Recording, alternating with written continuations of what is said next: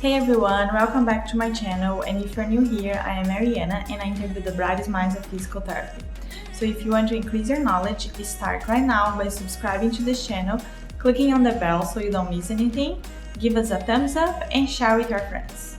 Today, our guest is Dr. Darshil Patel, and he's going to talk about how he uses the McKenzie approach to treat neurological disorders. I hope you enjoy the show. Hi Darshil, welcome to PT Pro Talk. How are you today? Good. How are you doing, Mariana? Thanks for having me today. I'm good, and I'm glad that you're here with us. So let's jump right in. So could you tell us a little bit about yourself, your career, and how did you get to where you are right now? Yeah, it's a great question. So when I went to college or university, I knew I wanted to do something in the healthcare field. I wanted to serve others, I want to serve patients, and I followed a bunch of different healthcare professionals. So when anybody in the U.S. wants to do, go into healthcare, you usually have to have some observation hours. You have to shadow some people. So based on that, I shadowed a bunch of healthcare professionals, and the ones that I really took a liking to and really admired their work were a couple of physical therapists that I met along the way. And, their passion, their one-on-one time, their interaction with patients really was attractive to me. And therefore, I looked into that field. And after, desire, I applied to a bunch of schools. I got into a school in Chicago, University of Illinois at Chicago. And I did my Doctorate of Physical Therapy degree there. So after I finished my degree there, I went to work at Rehab Institute of Chicago, or now it's called Shirley Ryan Ability Lab. And it's an inpatient neuro rehabilitation hospital that sees patients after severe neurological conditions and injuries. And I've been there now for 9 years. Great hospital to be part of. There's so much mentorship that goes on, so much involvement. You can be involved in research, patient care, admin role, and so much going on in the hospital. And one of the things that I took a liking in is MDT, mechanical diagnosis and therapy. And there's quite a few MDT clinicians there that I observed and took on some of their advice, and therefore I applied for my MDT and took the courses and exam, and I got certified in MDT. So I like to mix my ortho and my neuro background in order to have a holistic approach in treating my patients.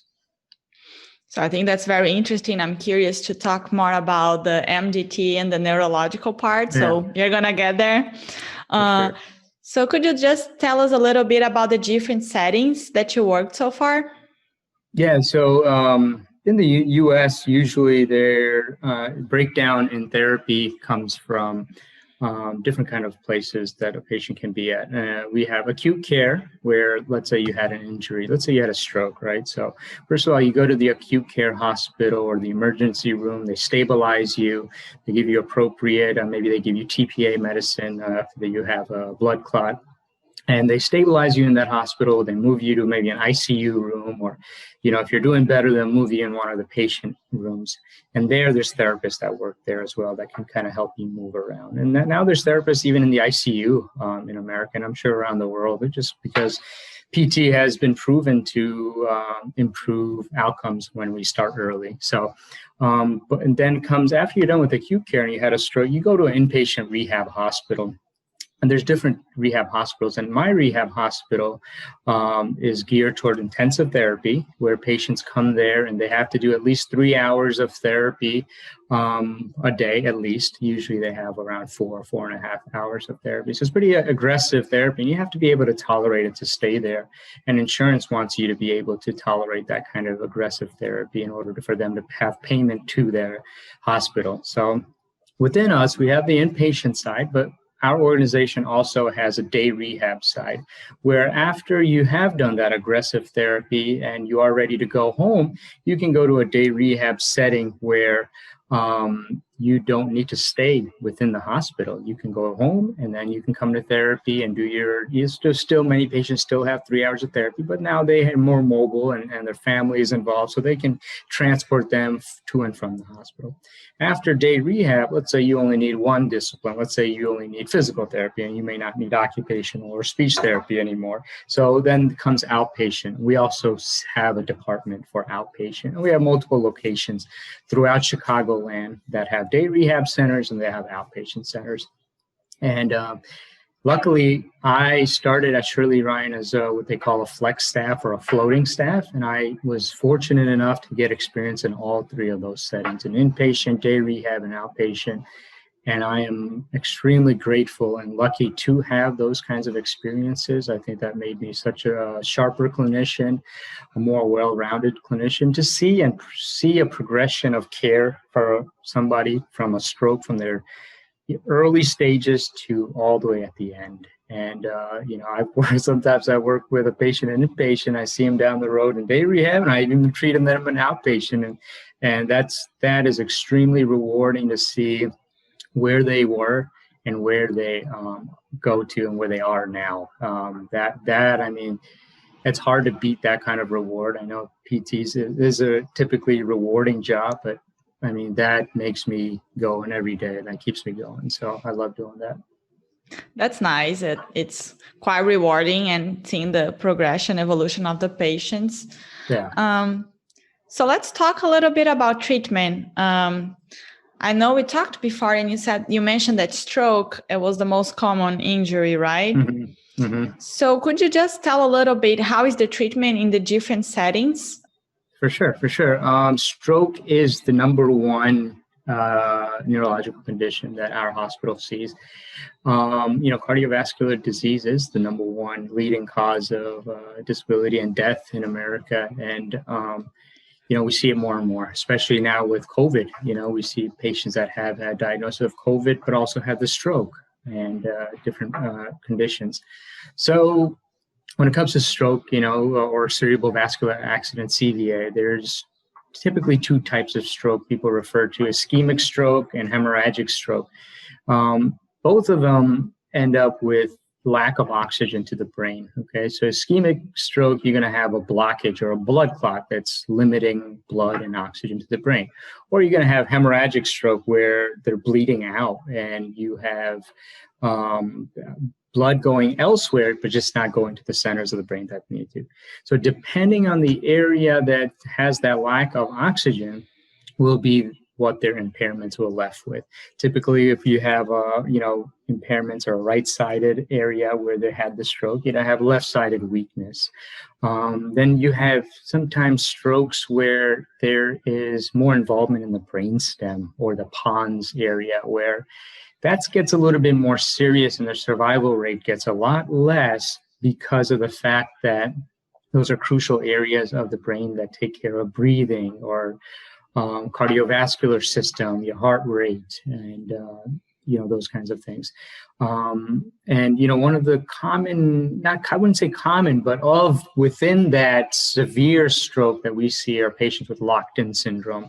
And locked-in syndrome is when patients have a stroke within an area of the brain cell called the pons, and that individual has many times presents with limited or no movement in any other muscles besides the eyes, and they only communicate with the eyes. So let's take, for example, a patient like that, right? They have no other movement but the eyes.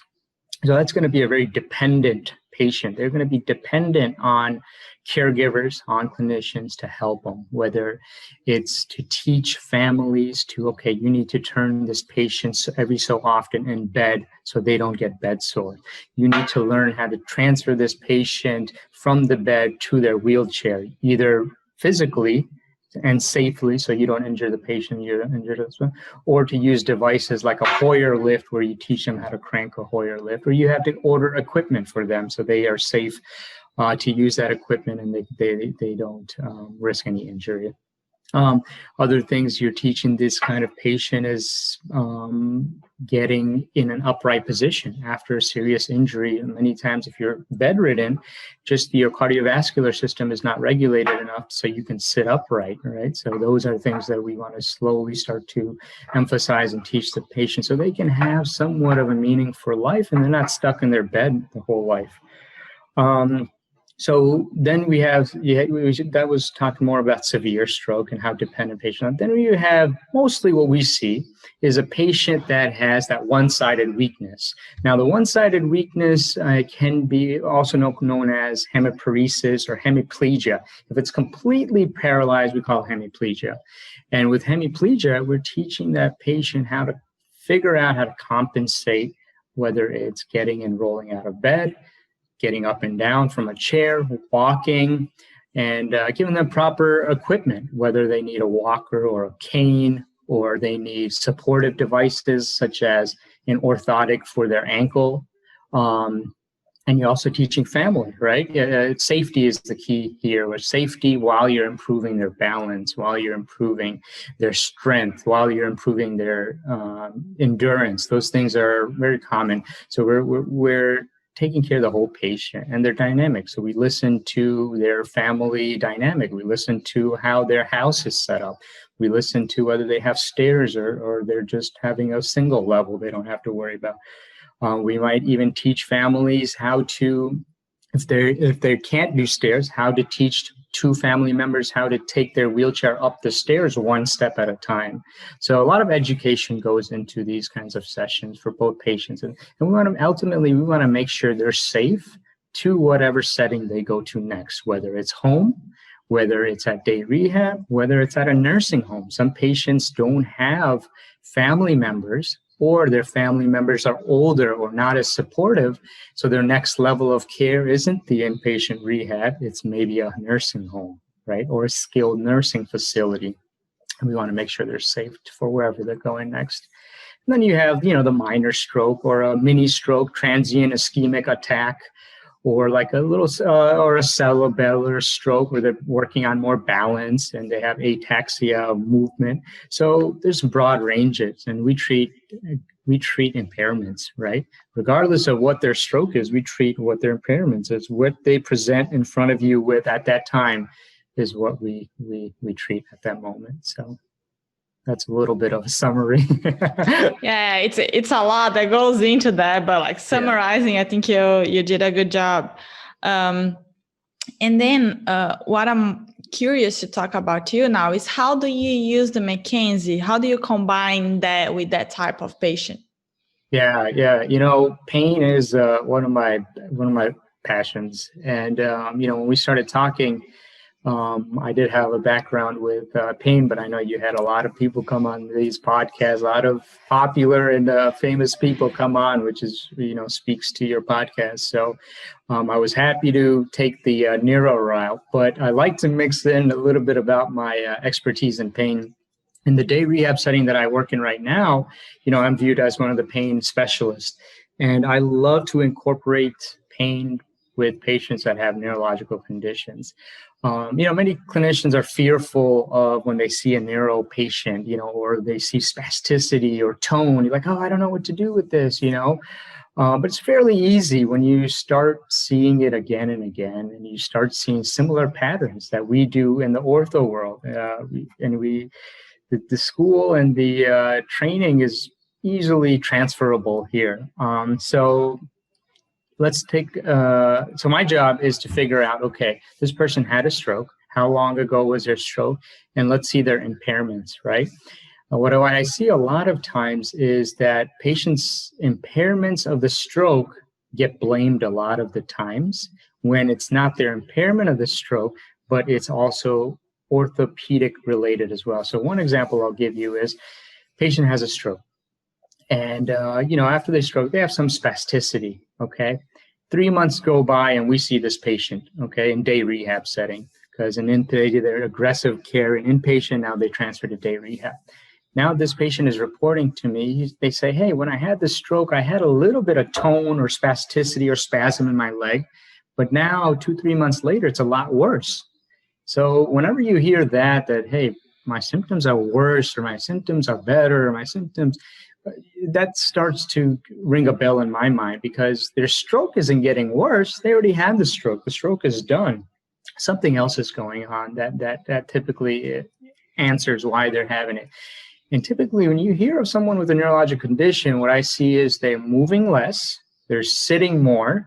And whenever we see patients in the ortho world that are moving less and sitting more, we jump to the diagnosis of a derangement or an obstruction in a joint.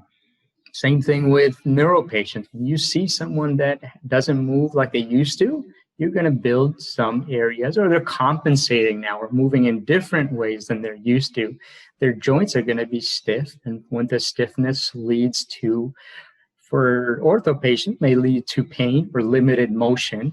And for neuro patient, it can be pain, limited motion, and tone and spasticity. These are like upper motor neuron related injury, and it can continue to act that way. So my job is to, okay, let's move this patient. Let's do repeated motions. Let's do sustained motions like we do in the derangement world, and see if there is change. My baselines might be a little bit different. My baselines may be more functional baseline. I may take a baseline of 5 times sit to stand, or I may take a baseline of their speed and walking. But my test and retest, my assessment, and my setup is very similar. I may have to tweak it a little and make sure that they're safe, depending on their level of injury or how they're injured. But my assessment is going to be the same. And that's what I hope other clinicians, listening to this or as they move on, kind of pick up on that, and not be afraid to move the patient, especially doctors, right? Medical doctors, when they hear spasticity or they hear tone, they're quick to jump to medication, right? They may be quick to jump to baclofen pump, or even sometimes Botox injections in these muscle groups, before really moving the joint, moving the central joint, whether it's their spine or their neck for upper body spasms. So the goal is to move the patient, listen to the patient, where the patient came from, before you jump into the medication route. And so that's where I come in, and that's where I love helping out. So I'm curious to ask you, so how many patients do you think that they are seeing for therapists, but they are not let's say proper evaluated, but it passes and nobody realizes that maybe some of the problems, they are not just coming from the stroke. So how often do you think that happens? Do you think it's way more often than what we think? In your experience? I see it all the time, right? Maybe because I work in the neuro setting and I see patients that don't move as well. And it's not just stroke. You see this with spinal cord injury. You see this with brain injury. And we see a lot of patients with gunshot wounds as well, right? So we see these patients, and, it's just, I don't think all the clinicians know about repeated and sustained motions. And because it's not common in the medical literature, right now, especially it's not being taught in schools even. Usually it's going to take some time before we see the drift and the change within, medical practice. And I do see a positive change over time. It's unfortunate that it's not happening, quicker, but, us doing these conversations and me talking to other clinicians and joining different Facebook groups where we can have these discussions are important to tweak these out so patients get better outcome, quicker outcome, and have a better quality of life ultimately. Yeah, the idea is that just try to bring these new approaches and point of view so people can look at the patient in a different way and not be afraid of testing. I will be probably one of them because even that I'm McKenzie trained, I don't have a lot of neuro experience. So I think it's just so important to talk about that. And I don't know, I don't think it's that common have people that they are McKenzie certified and they are working more in the neurological world. So combining them, that I think is very interesting. For sure. And with the neuro population, it's more hands-on because these derangements have been around for a while. So I'm not afraid to put, McKinsey is a safe approach, right? We do progression of forces and we never risk patients. So we're always testing and retesting these patients slowly and progressing their force to what they're tolerating. What I find is most of these patients need good amount of force for me to kind of reduce their derangement before they can start, progressing and before I regress them so they can kind of take care of their, movements themselves over time. Yeah, so probably because they are longer in that position or I don't know. Exactly. More time has gone by or, they've compensated for so long now. And so just curious about the testing and retesting. So for example, you had a patient and it was a derangement and then you were able to reduce. So the changes that you see after you reduce the derangement are similar with like normal patients? Or do you see like any difference on tone or in spasticity, any other changes other than like the range of movement, the range of motion or strength? Yes. I take a look at all of it, right? I take a look at function. Number one thing is nobody cares. Like if they have tone or if they have spasticity and it doesn't bother them, usually patients don't care, right? If they have tone and spasticity, let's say in the leg and they can't walk as far, or it limits them from walking a certain distance or limits them from walking without anybody's assistance. That's what I'm looking for. Am I decreasing their tone? Yeah, so tone and spasticity does decrease when you start assessing, these kinds of, and if their problem is classified as a derangement, you'll see the reduction in the pain, the range of motion, and their tone, and their spasticity. So those things change, and they change rapidly, right? When someone has rapid change, it's like, oh, there you go, that's a derangement that's been underlining. And I see that all the time. So, in the McKinsey world, when you talk about always assessing the spine first, we say that all the time, assess the spine. That's where a lot of this stuff lives. Even like, for example, our XPOS paper that was saying like all these peripheral joints, many of these peripheral joint problems, like a shoulder pain, like I think 30% of it was referred from the neck or for the knee, I forget the percentage, but you see so much of that's referred from the spine. Same thing with spasticity, that we should be thinking, okay, let's just go take a look at the spine and see if it changes at all. And if you see even a little bit of change, you want to exhaust that before you do anything else, right? Because a lot of clinicians that see spasticity, like if you see the foot keep moving, right? Our first instinct is to stretch the foot, right? And to relax the foot to see what has happened.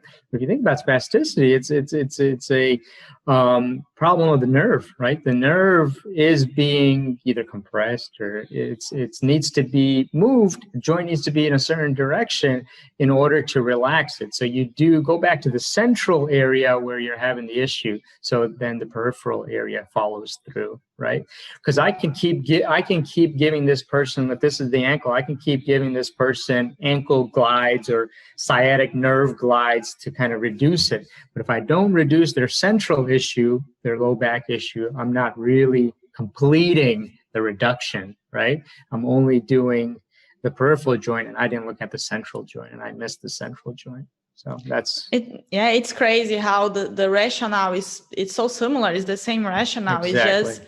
It's just something that usually I don't think we think about when we talked about neurological patients. So I love the discussion, and I think I hope many other physical therapists are going to listen to this and also be aware of these possibilities that sometimes we don't even consider. So me too. A wise clinician once told me, they said, just go through your text and anywhere you see pain, cross it out and put spasticity, because it reacts and it's very common to that presentation. So I've always kept that in my mind and not been afraid. I think a lot of clinicians, like you said, are afraid to move the patient. I mean, we got the tools to move the patient and we should continue. And if it doesn't work, it doesn't work. We move and try something else, right? But at least you tried it, and you can report back to someone that has some experience and report it, and maybe they can tweak it. But if you report back and you haven't tried it, you have nothing to report. Yeah, it's just one more tool that hopefully is going to help you to deliver a better care. Yeah, exactly. Awesome. Okay, let's now transition to our final questions. So do you have any resource of information that you like in particular that you would like to share with us? Since we're talking a lot about neurological conditions, I will say that my organization, shralab.org, SRALAB.org, has amazing resources when it comes to individuals with neurological conditions. And one of the biggest things we use here, and the insurance loves, are outcome measures, right? Whether it's a Berg balance scale or a 10-meter walk test, 6-minute walk test, timed up and go, 5 times sit to stand. These are all outcome measures that have been researched and have been reliable and valid that we use. And it's got a big resource of that, but also got resources of different kinds of neurological conditions and the research that our hospital does. So those are very useful tools. Another resource I would say that I love is the book A World of Hurt. And that book is by Melissa Kolsky and Annie O'Connor. And that book is phenomenal in terms of classifying pain using pain mechanism classification system and allowing you to treat the whole patient and really finding out what that patient's pain is coming from, whether it's central dominated, central sensitivity, whether it's dominated by their mood, their emotions, that we also call that affective pain, or whether it's more of a peripheral domination where it's coming from more of a musculoskeletal issue, right? I think to truly treat the patient, you have to really understand the patient and the pain. And that's one thing I've picked up as a clinician over the years, that just because this guy is walking in with an ankle sprain doesn't mean that that's his only source of pain. He can have a lot of other things that are going on in his life that are leading to why that pain is so much worse than another person that with the same exact level of injury and same exact location of injury, why this person is hurting so much more than the other person. And that book, World of Hurt, helped me really kind of delve into multiple reasons of pain. And before even World of Hurt, a couple of authors that I love to talk about is Laura Mail Mosley and David Butler. They have a book called Explain Pain. And within Explain Pain, it's very similar to this, like why we hurt, like more, they delve into more of the physiological reasons we hurt. And same thing, why do some people hurt more than other people's, and what reasons are leading to heightened pain responses in people, and how to decrease that and how to improve that, right? For example, you don't give somebody chemicals or drugs when they have a mechanical issue, right? Or you don't keep pushing away on a mechanical issue and doing MDT when this patient has something of more of a central sensitivity, or they have something of an affective pain, where they have more of a mood-related pain, or emotions are highly related to that. And that is the biggest tool that's helped me in my career as a clinician. So. Yeah, for sure. I think understanding pain is very challenging. So it's complex. Yeah, very complex. I agree with that. And next question. So what advice would you give to the physical therapists that are starting their careers? That's a great question. What advice? Biggest advice is emulate people that you want to be like, right? Clinicians that you want to be like. If you're reading something, think about where they came and how they practice. That's exactly what I do. For example, my role models are Annie O'Connor, or they're David Butler and Laura Mosley. And if that's your passion, find your passion and continue to, listen to their talks, read their books, watch podcasts, or listen to podcasts, or watch videos that they have out there.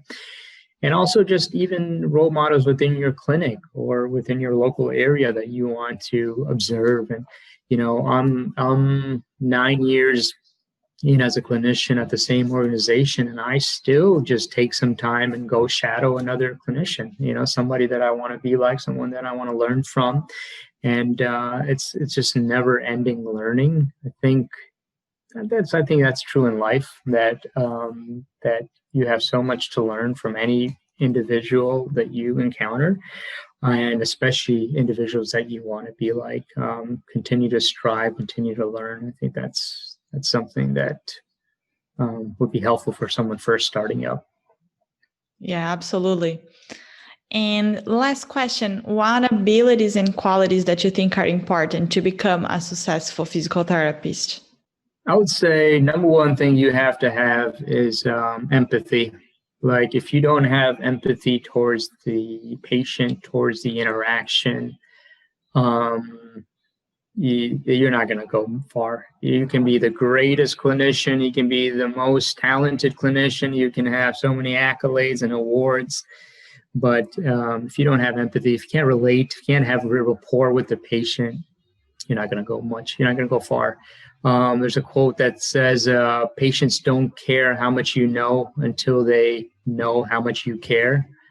I mean, that's all about it, right? They're really not going to open their ears unless you're opening your heart. I mean, as cheesy as that sounds, it's very, very true. And I believe it. And simple things like sitting next to a patient instead of across the patient, right?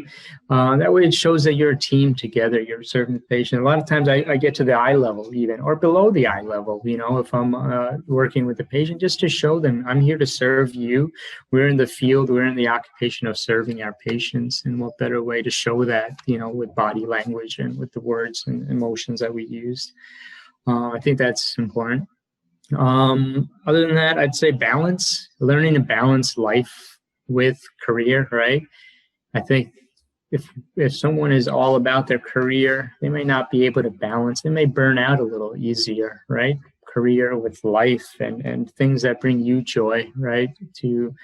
It's tough this day and age with COVID and the pandemic and so much going on in the world, to find that balance, to find, to be present in the moment, to find, what brings you happiness. And I think it's important, we bring happiness to our patients, we bring, patients recovery. We also have to recover ourselves, and we have to find our own zen. So I think that balance is very key. And like I said earlier, with the new grads and new PTs, just a desire to always learn more, learn about the field. Our field continues to change, like any medical field. Only constant is change. Constant is change. I mean, things that we did 50 years ago, we kind of laugh about, or we shun if someone does that now. The things we're doing now, 50 years later, people are going to be like, wait, why did you do that? Or, that doesn't work, right? And just with new evidence, evidence-based research is about appropriate research, current research. It's about expertise of the patient. It's about values of the patient. So you got to merge all three of those things to be a good clinician. So that's what I think, at least my humble opinion on that. No, yeah, that's nice. And for sure, empathy is super important, and be always open to learn. And I think I agree with everything you said. Yeah.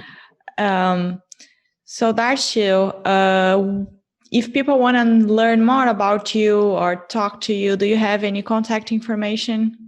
Yeah, everyone is more than welcome to feel free to reach out to me if they have any questions, whether you're a student. I've started a Instagram page a few months ago. And my name is Dr. _Move It. And feel free to reach out to me there. I also have a Facebook page with the same name, Dr. _Move It.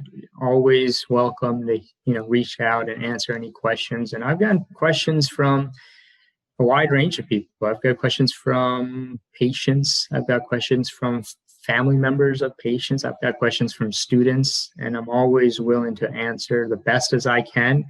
And I know, medical advice is just, I can't give too much medical advice, but I can give at least guidance to where, you can get more information. And I'm always willing to help people out. So. Well, thank you so much for participating. I loved our conversation about the stroke and Mackenzie. That's something that really interests me. And I think I learned a lot with these conversations and how this approach can impact also on the neurological treatment. So I think that is, it's exciting. Yeah, it's my pleasure. Thank you so much for having me on your podcast. I really appreciate that. And I hope other people are, get a little bit more confident after this talk and try some things, and reach out if they have questions. I'm here, right? So I can always assist and best as I can. So, we're a profession that it's a small world within our profession, and we have to always advocate for each other and pull for each other. And that's what makes our profession great. So I'm always willing to do that. Exactly. Thank you. Yeah. Thank you so much. Appreciate it.